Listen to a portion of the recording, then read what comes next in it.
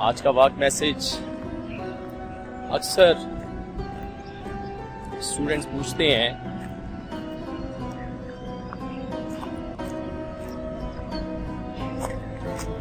कि सर हम कुछ चीज याद करते हैं भूल जाती है।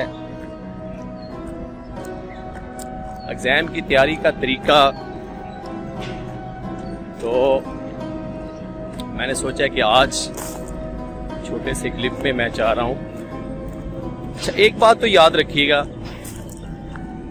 कि 45 मिनट से ज्यादा इंसान की कैपेसिटी नहीं है। देखें ना, जब भी आप स्कूल हो, कॉलेज हो, तो लेक्चर का टाइम, पीरियड का टाइम 45 मिनट्स है।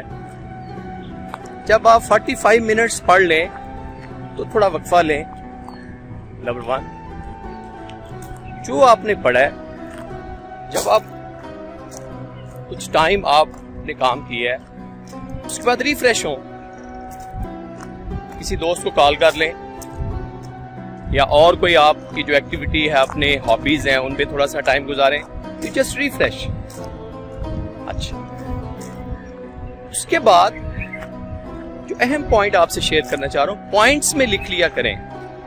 7 का फिगर बहुत अहम है। 7 का फिगर, 7 का फिगर मीन, आपने देखा है दुनिया में फोन नंबर है उनके 7 डिजिट्स हैं। अल्लाह ताला ने 7 के फिगर में एक अजीब खूबसूरती भी रखी है, और ये तो आगे कोड लग जाता है 0544 एंड सो ऑन। तो 7 डिजिट का नंबर है। 7 पॉइंट्स में आप जो टॉपिक तैयार कर रहे हैं उसके 7 पॉइंट्स लिख लें। अच्छा, एक बात जो आपसे शेयर करना चाह रहा हूं, अक्सर हम कुछ काम करके थक जाते हैं और हम महसूस ये करते हैं कि हमारा दिमाग थक गया। नहीं, दिमाग तो 24 घंटे काम करता है। आप सो भी रहे हो तब भी आपका दिमाग काम कर रहा है, ठीक है? तो ब्रेन नहीं थकता, बेसिकली हमारे मसल्स थकते हैं, आंखों के मसल थक जाते हैं, ये जो पट्टे हम इसको कहते हैं। तो ये अच्छा, जापान एक ऐसा मुल्क है जो मैंने थोड़ा सा स्टडी किया है। वहां पे 2 घंटे की क्लास है, लेकिन 2 घंटे की क्लास में वो हर घंटे के बाद पॉज लेते हैं, वक्फा लेते हैं। तो कैपेसिटी जो है वो मैक्सिमम 45 to 1 आवर है। अच्छा, फिर कुछ स्टूडेंट पूछते हैं कि सर रात को पढ़ें, दिन को पढ़ें। अच्छा, ये डिपेंड करता है पर्सन टू पर्सन, किस टाइम पढ़ाई जाए। लेकिन याद रखिएगा 2 टाइम बड़े अहम हैं। सोने से पहले 1 घंटा बहुत अहम है, उसमें कोशिश करें कि एक्टिविटी करें। हमारे बच्चे ज्यादातर लर्न बाय हार्ट, रट्टा लगाने के पीछे लगते हैं, उससे थोड़ा सा बाहर निकलें। 2 times too much important in your life, my life, सबके लिए 2 घंटे, ये 2 टाइम बड़े अहम है। नंबर 1